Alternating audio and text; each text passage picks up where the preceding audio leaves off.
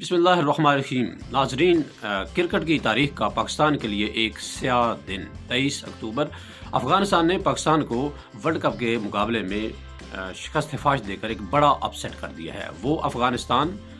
جس نے کرکٹ پاکستان سے سیکھی، راشد لطیف، عمر گل ہوں یا انضمام الحق، وہ ان کے کوچ رہے اور پاکستانی ان لیجنڈز نے ان کو کرکٹ سکھائی، اور آج انہوں نے اپنے وہ تکنیک جو ہیں وہ پاکستان پر آزما کے ہی پاکستان کو ہرا دیا۔ افغانستان نے ون ڈے کے اندر 7 سال بعد پاکستان کو پہلی دفعہ ہرایا ہے۔ اس کے پیچھے جو ہے وہ وجوہات کیا ہو سکتی ہیں، اس پر بات کریں گے۔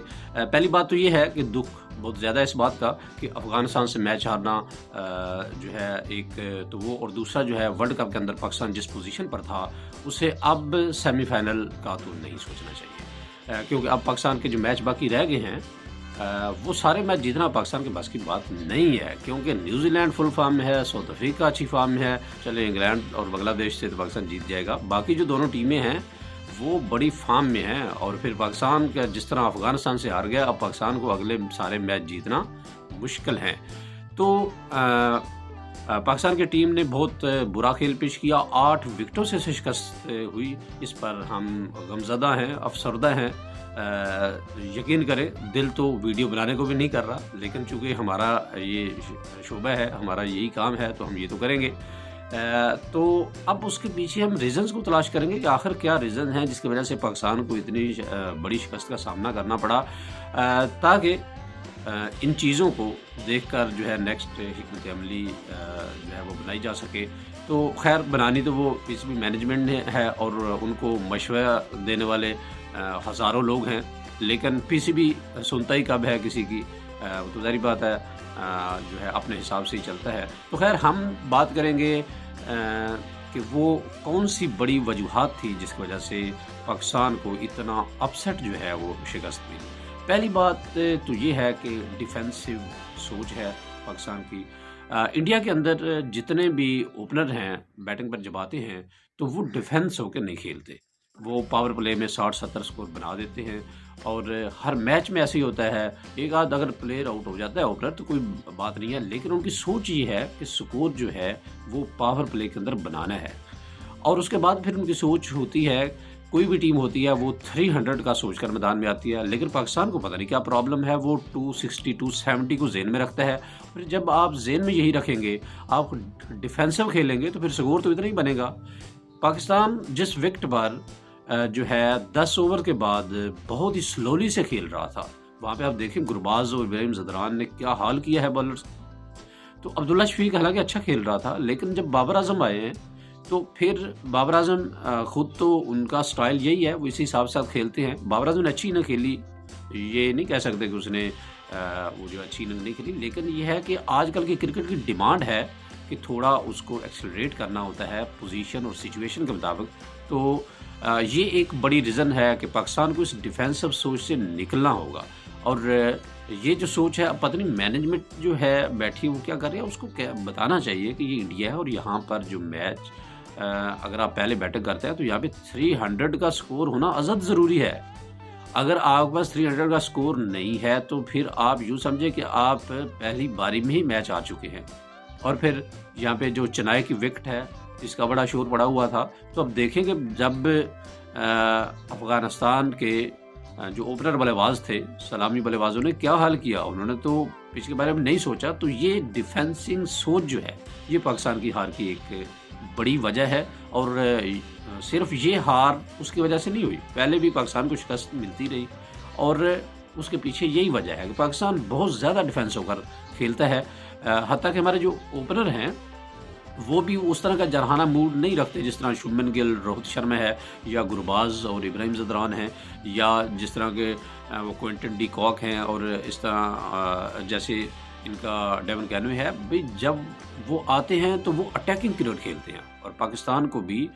یہ ڈیفینسو موڈ سے نکلنا ہوگا اور اٹیکنگ کی طرف آنا ہوگا، تو پھر ہی پاکستان جو ہے اپنے ردم میں واپس آ سکتا ہے۔ دوسری ریزن کیا تھی پاکستان کی ہار کی، اس بھی بات کرتے ہیں۔ تو ناظرین، وہ بابر اعظم کی ضد ہے۔ یہ بات میں تو پہلے کم سے کم نہیں کر رہا تھا، میں تو یہی کہہ رہا تھا کہ جو ٹیم اب سلیکٹ ہو گئی ہے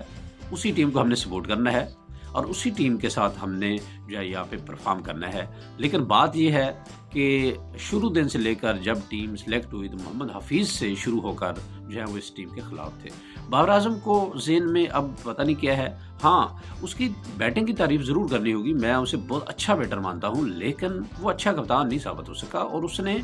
جو سلیکشن میں اس کا کردار رہا ہے وہ بالکل بیکار رہا ہے، کیونکہ جب وہ کسی پہ بلیو کر لیتا ہے، کسی پلیئر پہ بلیو کر لیتا ہے تو پھر اس کا بلیو کو اتنا ہے پکا ہو جاتا ہے کہ پھر وہ جو ہے اس کو چینج کرنے کا سوچتا بھی نہیں ہے۔ تو اس طرح نہیں ہونا چاہیے، جو فارم آتی اور جاتی رہتی ہیں تو پھر اس سوچ کو بھی بدلنا ہوگا۔ جو ضد ہے، ناپرستی ہے، اور پھر ایسا ہی نہ ہو کہ بندہ نامعلوم والی رٹ لگا لے اور پھر تو نتیجہ جو یہی آنا ہے، کیونکہ اگر بندہ ایک بندے کی سوچ کے ساتھ ہی ساری کرکٹ کھیلے گا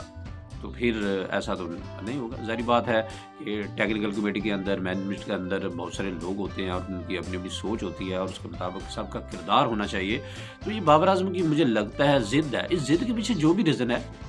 وہ مجھے نہیں پتا جو بھی ہے، لیکن یہ ضد وہ پاکستان کو لے ڈوبی ہے، کیونکہ میڈیا کے اوپر اور جو بڑے بڑے جو تجزیہ نگار ہیں، یہ کرکٹ کے بارے میں باتیں کرتے ہیں، ان کا کہنا یہی ہے کہ بابر اعظم جو ہیں وہ سلیکشن کے اوپر جو ہے بڑے اثر انداز ہیں، سلیکشن کے موقع پر بابر اعظم جو ہے وہ اپنی ہی ٹیم کھلانے پر مصر ہوتے ہیں۔ تو یہ تھی دوسری ریزن۔ تیسری ریزن کی اگر بات کی جائے تو وہ بڑی حیران کن ہے۔ ناظرین، چاہے انڈیا کے اندر جو ہے وہ بالرز کے لیے کوئی اتنی مدد نہیں ہے، لیکن پھر بھی ہر ٹیم کے بالر وکٹیں لے رہے ہیں۔ پاکستان کے بالر چاہے جو ہے وہ فاسٹ ہیں، چاہے اسپن ہے، کوئی بھی بالر ہے،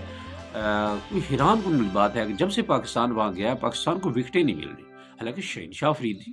جو ہے وہ ہمیشہ پہلے اوور میں وکٹ نکالا کرتا تھا، اور اس کے علاوہ اگر پہلے بھی اوور میں وکٹ نہیں ملتی تھی، اس کے بعد شہنشاہ افریدی کی جو وہ فارم ہی کچھ اور تھی، اور انڈیا میں اب یہ بہت زیادہ ہی کوئی ڈکلائن نظر آ رہا ہے۔ اور اس کے علاوہ حارث رؤف، اس کے علاوہ جو ہے باقی پاکستان کی بالنگ نے کوئی حد سے زیادہ ہی مایوس کیا ہے۔ تو تیسری وجہ یہ ہے کہ پاکستان کی بالنگ جو ہے وہ نہیں چل پائی، اس کے پیچھے جو بھی ریزنز ہے، لیکن یہ ہے کہ پاکستان کی بالنگ جو ہے وہ اوورال نہیں چل پائی، جس کی وجہ سے حالانکہ پاکستان کی بیٹنگ کو پاکستان کی بالنگ سے امید ہوتی ہے کہ یہ ہمیں جتوائے گی۔ تو اس دفعہ بالنگ نے ویسے پچھلے کوئی 30-40 سال سے بالنگ جتواتی آئی ہے، لیکن اب وہ بالنگ میں دم خم نہیں رہا۔ تو ناظرین، افسوس تو اس بات کا بڑا ہے، لیکن یہ ہے کہ ہم نے پھر بھی پاکستان کو ہی جو ہے وہ سپورٹ کرنا ہے۔ ہم بھائی کس کو سپورٹ کریں گے؟ ہم تو پاکستانی ہیں، اور پھر ہمارا دل پاکستان اور جان جان پاکستان، اور پھر جیتو یا ہارو ہمیں تم سے پیار ہے، اور ہم نے پھر بھی پاکستان کو ہی ناظرین سپورٹ کرنا ہے۔